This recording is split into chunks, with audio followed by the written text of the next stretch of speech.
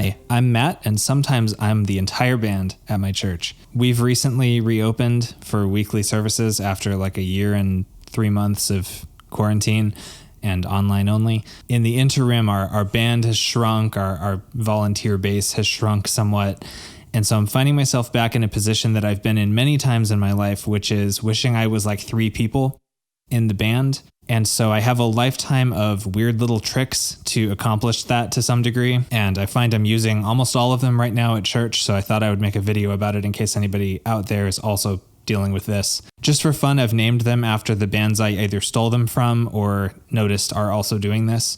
So the first one, and right now I'm doing this at church every week because we do not have a drummer, is what I call the Mumford.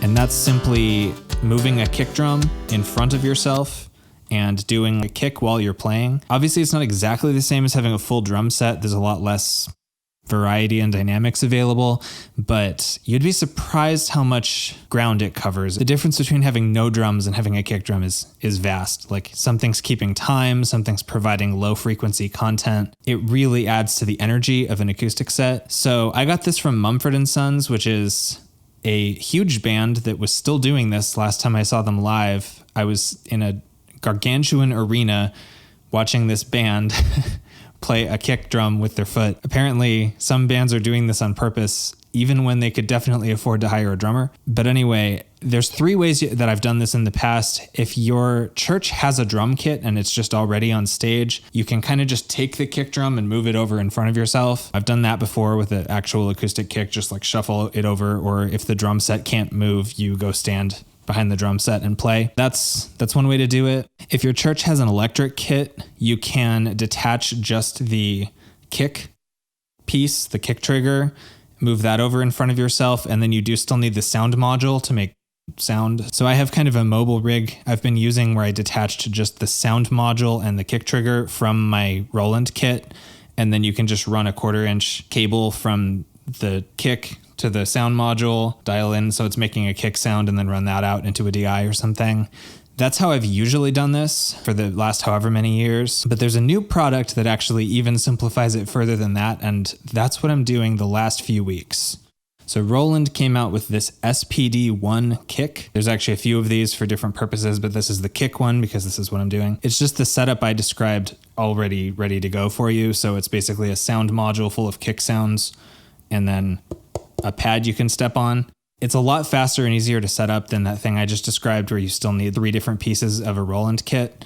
This is just one thing by itself that you can set on the ground. So I picked this up when my church started meeting again, and I've already used it 2 or 3 times in services, and I'm really liking it for just ease of setup. You can put a battery in it, and it doesn't even need to be plugged in. So it's just this and then like a cord. So that's what I'm going to do right now.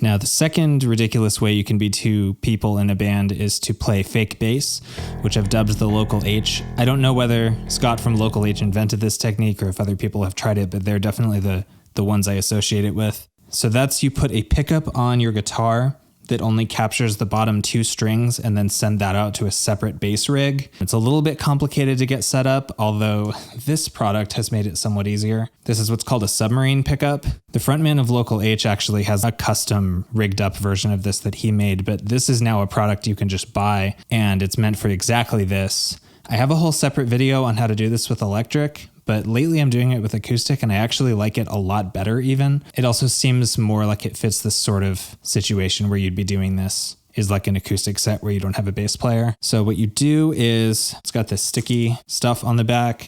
It does not leave a residue, I've tried it out. You line it up. There's these little indentations here for where the strings need to be. And it just sticks onto the body of your guitar.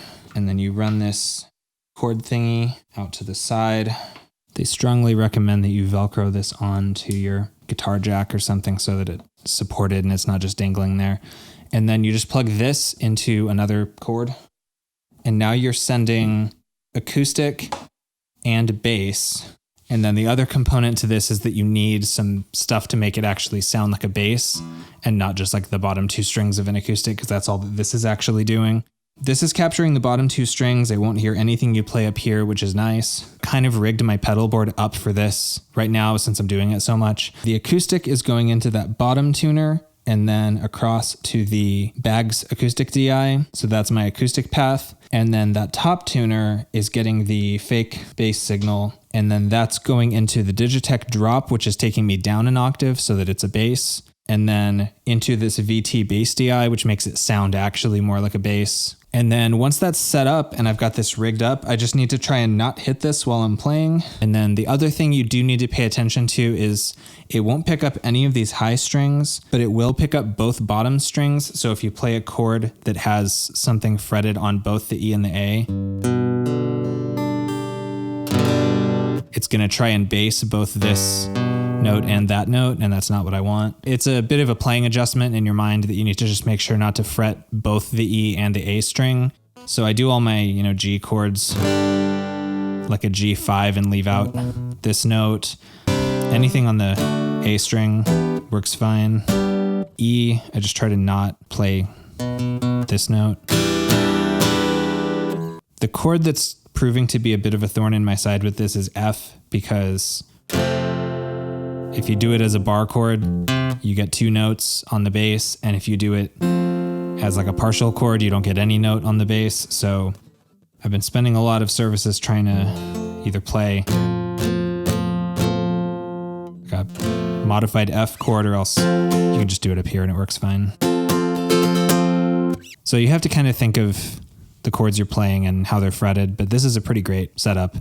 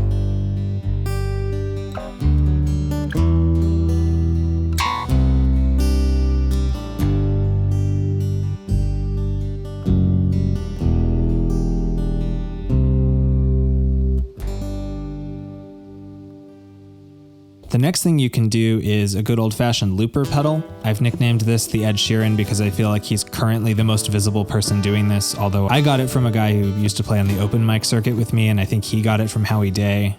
Katie Tunstall is also pretty famous for this. It's a big open mic trick. I see people do this a lot in that context. It does not work great if there are other people playing with you. If you have other players and any of them get off with the loop, you're in trouble. So it's kind of tricky to do in a band context, but that's kind of what we're covering here, is when you don't really have much of a band context.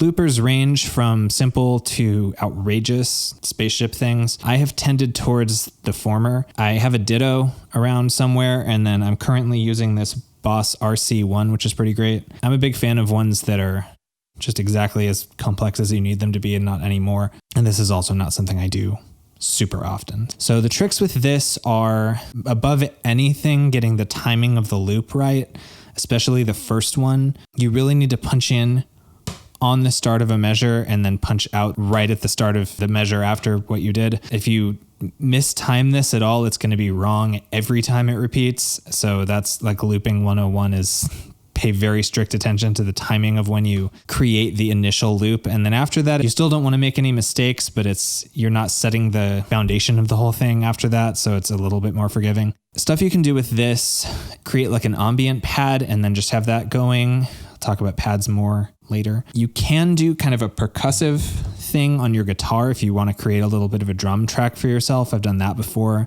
If you had the bass thing rigged up that I was doing a minute ago, you could do a drum beat and then lay down a little bass line and then play over it. You don't necessarily, in a live context, want to make this too complicated, because every minute that you're just setting up the loop is a minute that people are just kind of watching you set up the loop. So you want to get it up and running quickly and then just play the song. But anyway, there's a few possibilities for this. I'll go over it really quick.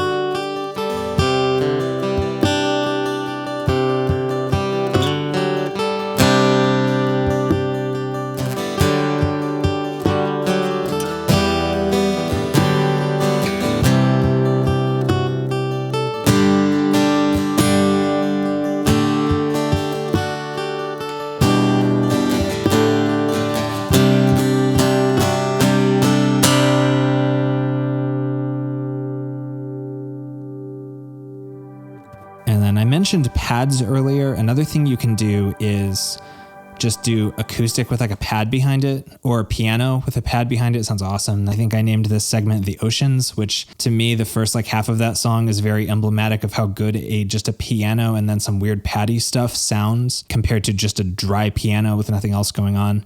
And the same thing applies for acoustic. I really, especially for a soft song or something that needs some ethereal ambience to it, just a dry acoustic, nothing else going on, is never going to compete in terms of just atmosphere with like an acoustic with a pad behind it. The app I particularly like for this is Core Sound, and I have that installed on my phone. And if I need to do this, I'll just plug my phone into a DI or something and have that running, and I'll create a set list with the keys that I need for the pads. The great part about a pad is it doesn't have to follow the chords that you're playing, because they just make them in like the root tonic of the key or whatever, and they'll work with every chord in that key just floating in the background. So if I know I'm going to be playing in G, instead of it just sounding like this,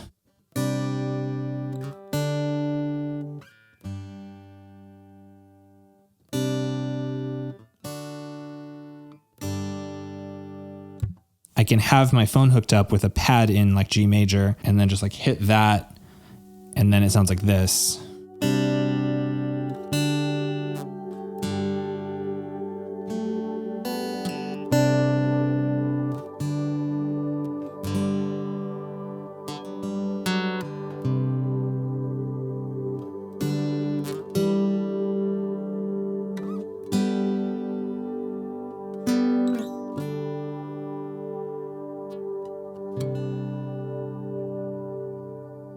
then if you know that song's going to end and you're going into another song and the next one is in, D major, you can have a pad for D set up ready to go, and Core Sound will crossfade them for you. I'm sure there are other apps that do that. You could probably achieve something similar in Loop Prime. You just, when you know you're getting to the end of the G major song, you just hit the next one, it crossfades you into D, and then you can start, and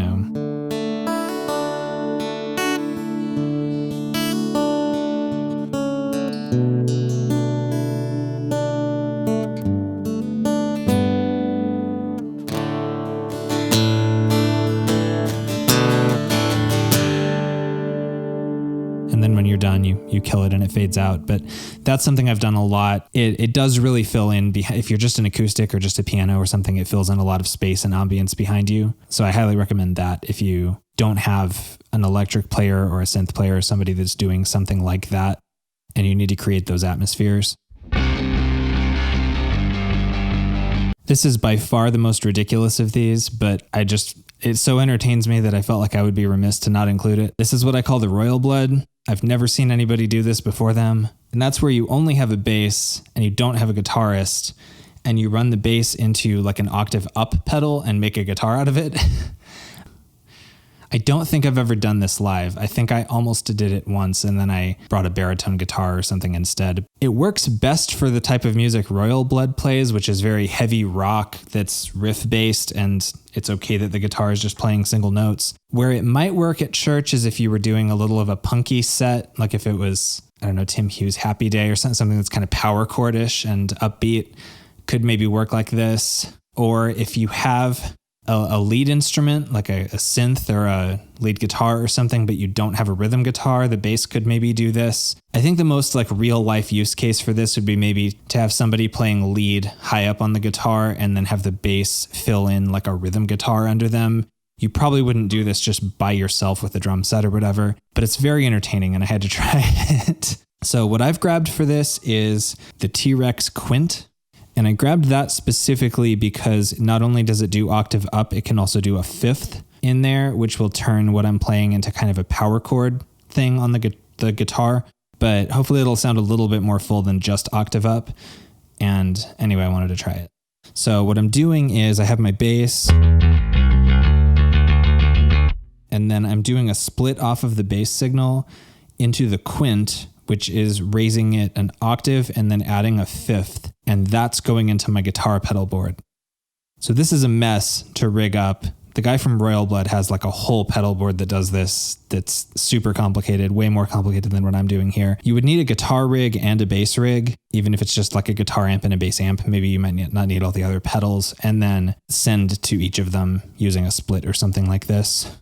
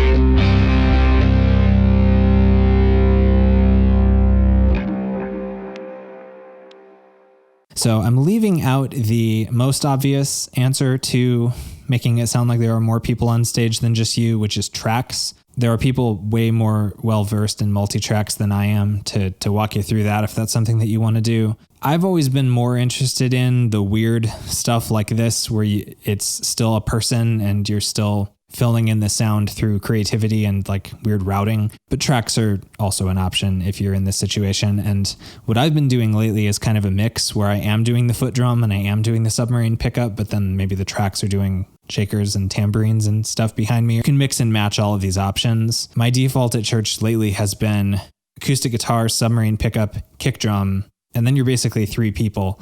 And if you can get another person singing or playing keys, that's a pretty big sound. So anyway, I hope that this is helpful for somebody, and maybe there's something in here you haven't already seen or thought of. I've been doing this a long time, either at church or some of my bands used to gig, and I was trying to sound bigger than we were. All of these have their place. Maybe not the bass one, I don't know, but the others definitely have their place, and hope this was interesting. Thanks.